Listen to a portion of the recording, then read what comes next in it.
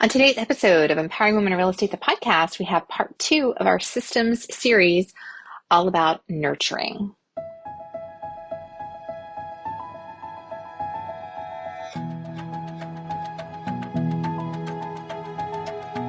Hi, I'm Karen Cooper, a wife, mom of three, real estate broker, team owner, and founder of Empowering Women in Real Estate. As a realtor, I've personally helped well over 700 families in my career, and now I help thousands of women from all across the country balance real life and real estate through daily inspiration, motivation, and actionable plans to increase their success. Listen in as I share stories and tips from my life and business and interview some of my favorite people.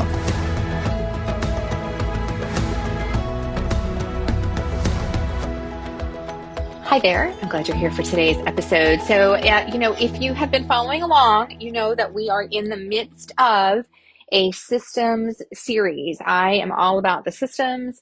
I am a huge systems fan. You can listen back, 2 episodes ago, episode 372, where I really kind of talked about systems and how systems can bring you so much freedom in your business if you will let them. And I say if you will let them, because I know a lot of agents resist systems because they think they're too hard, they think they're too complicated, they think they're too rigid, and it's really just because they're not thinking about it the right way. And they've tried to make systems that are too complicated. And listen, I have done that. I can think of many. Actually, I'll tell you a story about one. This just pops in my head. Many times in my life, in my business, I have set up systems for myself that have been so complicated that I couldn't keep up. It actually made my life harder. And I think that's what a lot of people do, is they make their systems too complicated and therefore they can't follow them. So they think the system is the problem. And that particular system might be the problem because it's too complicated, but systems overall is not the problem. You just need simpler systems. And I am a huge fan and proponent of that. Many years ago, and I am talking, my gosh, probably 15 years ago, maybe longer than that, I had this very complicated system for my real estate business when it came to tracking my finances and my expenses. And I had, what is that program? Our accountant does it. We have a bookkeeper now that does this for our team, because obviously we have multiple businesses, and so we have a bookkeeper that does this. What's it called? QuickBooks? Yes, QuickBooks. But it was not the fancy, it was not like the high level QuickBooks. It was like the more entry level QuickBooks, Quicken maybe, I don't know, something like that. Probably just dated myself. And it was so complicated. And I had set up all of these complicated buckets and tags, and it took me forever to keep it updated, like to update it every week or every month. And so because it was so complicated for me to do it, and it was not intuitive for me to do it, I would put off doing it. I would procrastinate. Well, so then instead of having, think about all the charges that you have in your business. I was always a very busy listing agent. So I had sign charges and photo charges, and we have a lot of things, lock boxes and settlement gifts, and there's tons of expenses that happen on a very consistent basis. And so I would be overwhelmed. And so sometimes I would go 2 months or 3 months or 4 months without going in and updating my transactions. And then I would have so many transactions to update, it would be horrible. And I struggled with that for a very long time. I want to say a couple of years. And one day my system crashed and I lost all of my data. And the first second that it happened, I was like, oh no. But then I immediately felt relief because it was gone. And that kind of opened me up for a new system. And I followed that system then for years. I just made sure that every charge, I had a separate business banking account. Every charge ran through that account. So it's not like I was having to check multiple places. And I would just print my bank statements and I would categorize. Later on, I did a very simple spreadsheet, Excel spreadsheet. I would just enter the number and it was easy to hand to my accountant. And it was simple. It took me very, very little time. And that is the perfect example of, I think, what a lot of us do is we put together these idealized systems that are so complicated that we can't keep up with them to follow them. And then it becomes overwhelming. Whereas really what we need is we just need to simplify it.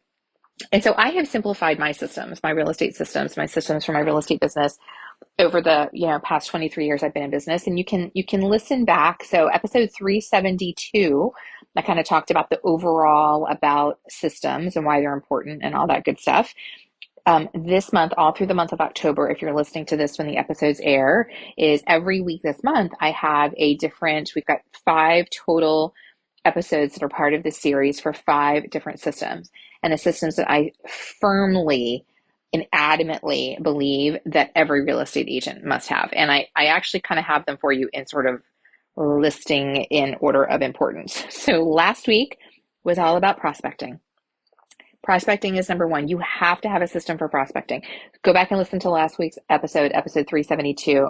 It's all about prospecting. Today is my nurture system.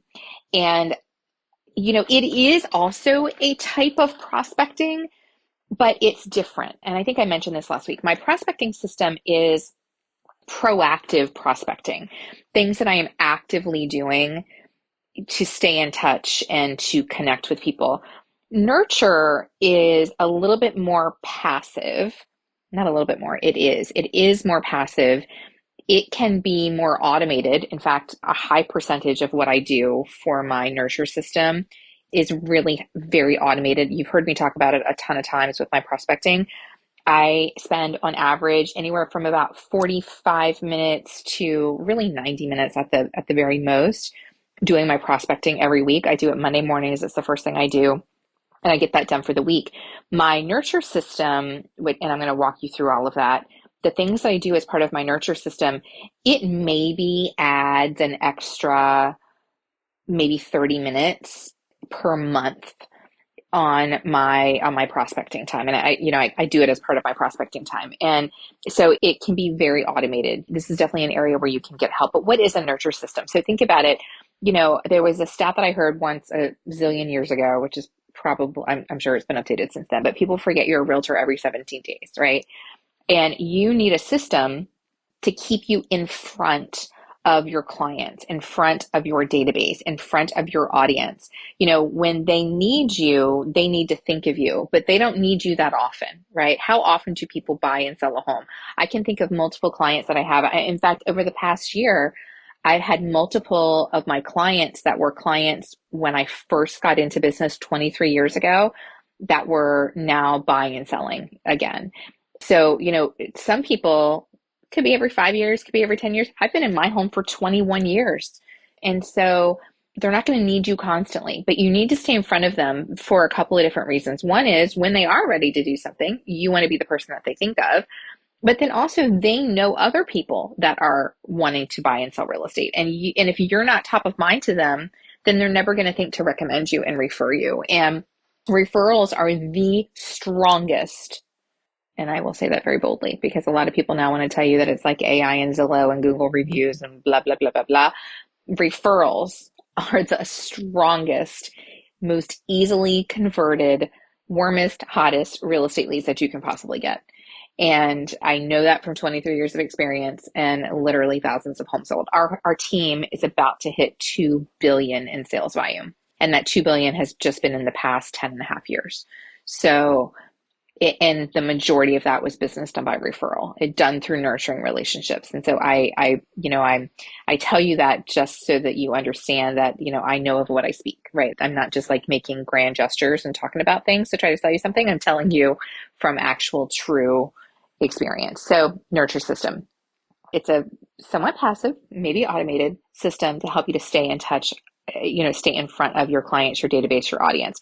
Your nurture system should also support your pillars. So in last week's episode about prospecting, we talked about pillars. So if you're not familiar with that, definitely go back and listen to that episode. But just to sort of give you the kind of quick, your pillars are the 3 to 5 categories where the majority of your business comes from. And I'll talk about, so mine are my geographic farm, referrals, my database, my sphere, I kind of lump those together, agent to agent referrals, social media. Those are my pillars. And so the things that I do for my prospecting support those pillars, but the things that I do for my nurture system also support those pillars. So you want to make sure that you're covering your pillars with your prospecting and nurture systems. And then, anytime you have the ability to automate, and when I say automate, I don't mean a computer does it for you. It could mean that. But what I mean is the system, it's something that happens automatically, whether that is a support person or a company that you hire that does certain things for you. I have some of those things in my system, but it should be something that just kind of happens, right? It happens on a regular basis. And nurture systems are perfect to do that. 6 years ago, when I began shifting away from serving clients myself, but still producing a high level of volume and income, I wish there had been a model or a blueprint to follow. And that's why I've created the Midlife Real Estate Blueprint. It's the next step for experienced women in real estate who want to keep the income and change the way they work. Inside this program, you'll redesign your role, install simple, repeatable systems, and create margin for what matters to you while staying highly productive. We have 2 programs now available, a 5-week live program with coaching and community, or a self-paced edition that you can start anytime. When you're ready, visit empoweringwomeninrealestate.com and click on Midlife Real Estate Blueprint. So let me tell you what this looks like for me.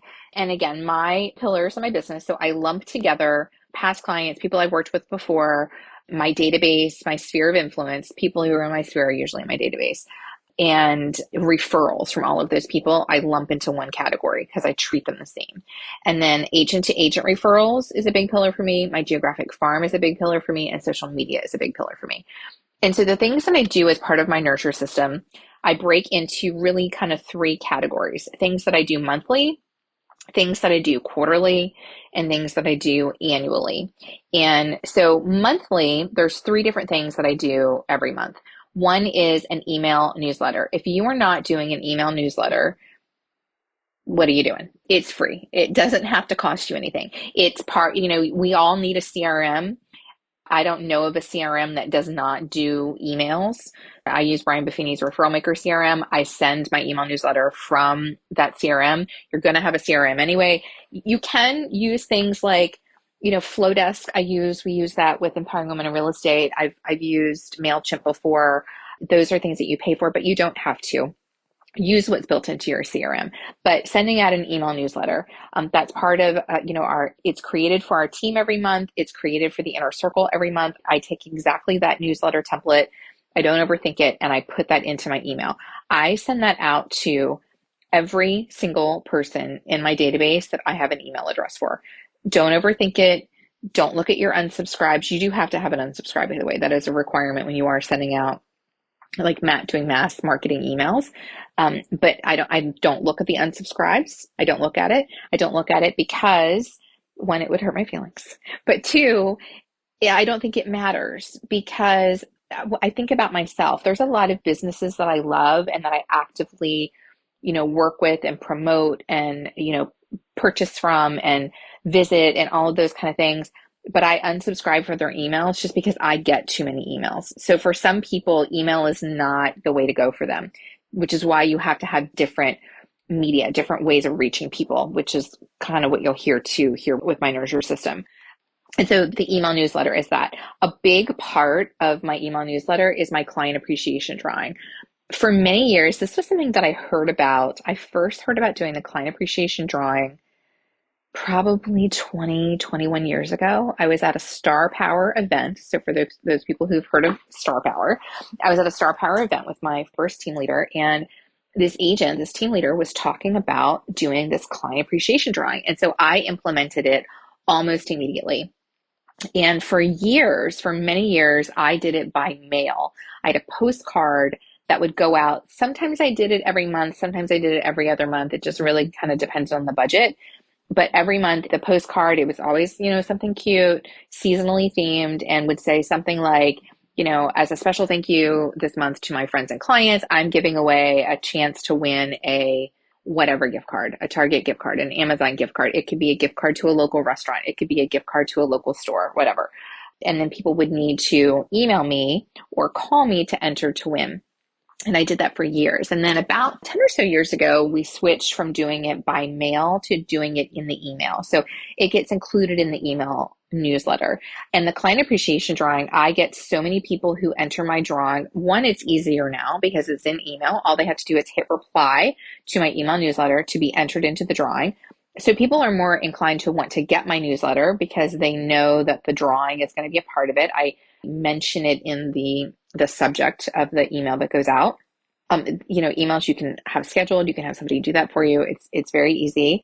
You could also, you could do the client appreciation drawing on social media. I don't usually, sometimes I'll mention it, but not that often anymore. We do have a lot of team members that do it, but the client appreciation drawing is a big part.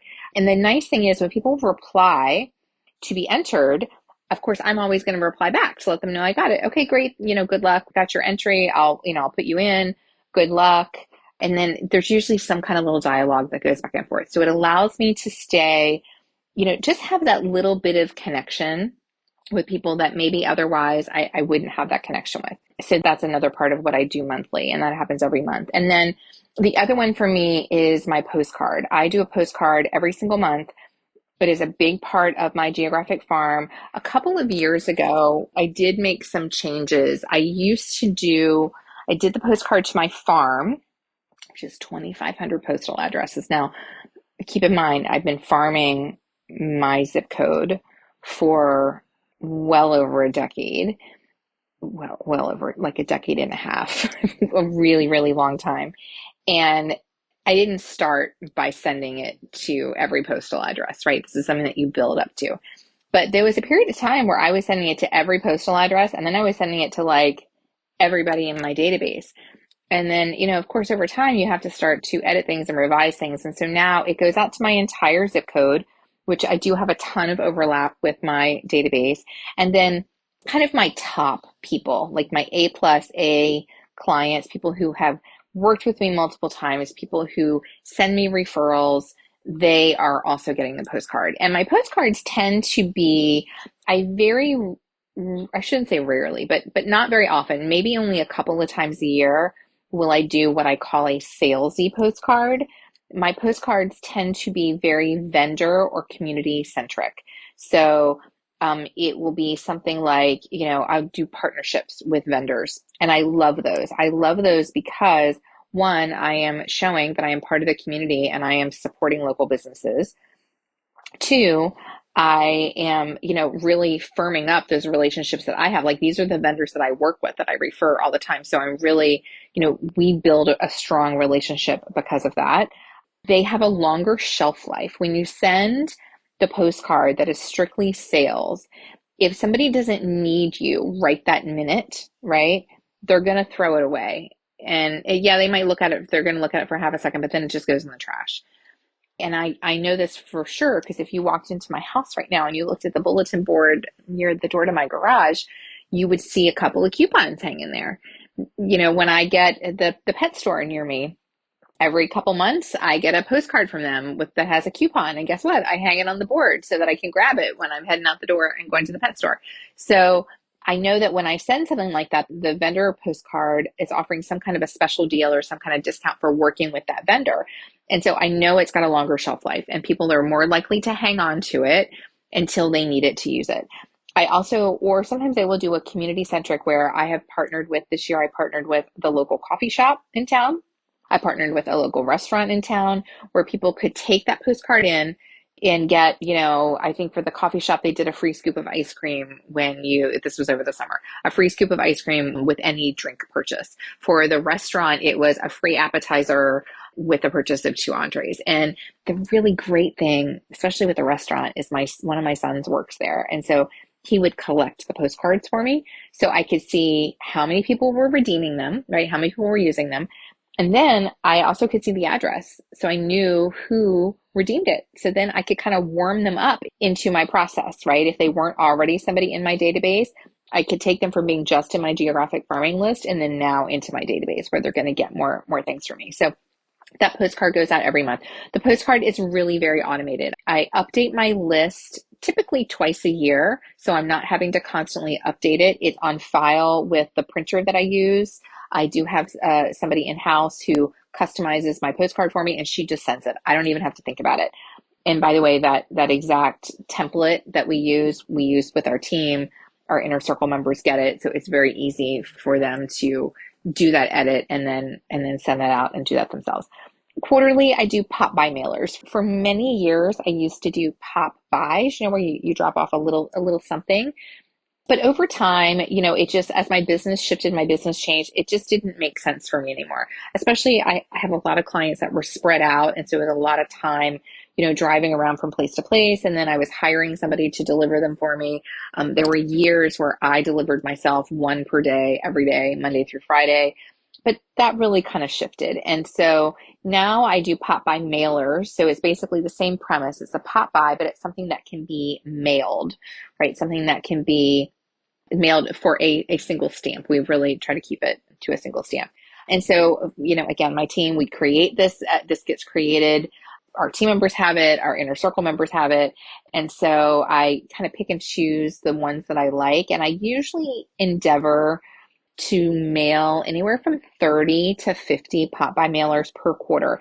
And that includes to agents, because remember, agent to agent referrals is one of my pillars. And so I will also, we have pop by mailers that are themed to agents. And so I will send those out once a quarter. And I could very easily outsource that, right? I could have somebody who, addresses it and picks the people and send it. But I like to do it myself just because I want to be more intentional about who I'm sending it to. I'm not sending it to so many that it's overly burdensome for me to do it. I enjoy doing it. So I do that myself. So I do that quarterly. And then every year we do a Thanksgiving pie event. And last year was the first year, I've really shifted in my business. And, as you've heard me talk about before, for the last 6 years, I no longer serve clients myself personally. I still generate a ton of business. I've got 20 million, almost 20 million closed and pending in 2025. But I don't serve the clients myself anymore. And so as my business has kind of shifted, I've really shifted and evolved what I'm doing from a prospecting and nurturing standpoint. Last year was the first year that I chose not to participate in the pie event. And I'm not going to do it this year either, a lot, because now think about why the people that I'm generating that business for, they're working with my team members. And so my team members might be the ones who are inviting them. But I do believe that having an event, having that opportunity to, be face to face, have that experience once a year is a really good one. We used to do many events every year, we used to do like 3 or 4 huge events every year. For the last 3 years, I think it's been now, 3 years, we've only done the pie event. We love the pie event. It's really where we started. When we started doing events with our team, we started with that pie event. And so having that, I feel like they're easy to do. They are economical, and people tend to enjoy them. And so that's what I do. So those are the things that are a part of my nurture system. If you look at what they are, it's an event, which is an in-person thing. A pop by could be a pop by mail or something sent in the mail, or a pop by that's dropped off. A postcard, right, going in the mail. A client appreciation drawing, which could be on social media or in the email newsletter, and then the email newsletter, which is email. So I'm kind of hitting them in multiple different ways. And I do think that that's really important. I hear from agents all the time. They're trying to do geographic farming. They're sending the postcards and they're not getting results. And they're not getting results because they're only doing the postcards. It has to be a multi-pronged approach. You need to have the overlap. You need to connect the dots. And that's really where you start to see the difference. So that is what I do for my nurture system. So for you, beyond that proactive prospecting, identifying a couple of things that you can do just like me, right? Email, mail, things that you drop off, or maybe an event. Like it could just be 3 things that you do for your nurture system that kind of gets dripped along with what you do for your prospecting. And that makes for just a really well-rounded system for staying in touch with people, getting in front of people. And this is something that you can do consistently. It doesn't require a ton of time. I'm not like spending a lot of time trying to think and figure out, and how am I going to do? And it just happens. And I have done it so consistently for so many years. That's why I have a consistent business. And if you don't have a consistent business, you need to look at why. Is it because you don't have things that you're doing consistently? We think that we have to, constantly change things up, or, we're like squirrels bouncing around from shiny object to shiny object. But I cannot impress upon you enough the power of doing the consistent things. And that's it. So that's it. That is our nurture system. So we've covered the prospecting system. That was episode 373. Today, we talked about the nurture system. And then next week, we're going to be talking about the follow-up system. So until next time, stay well.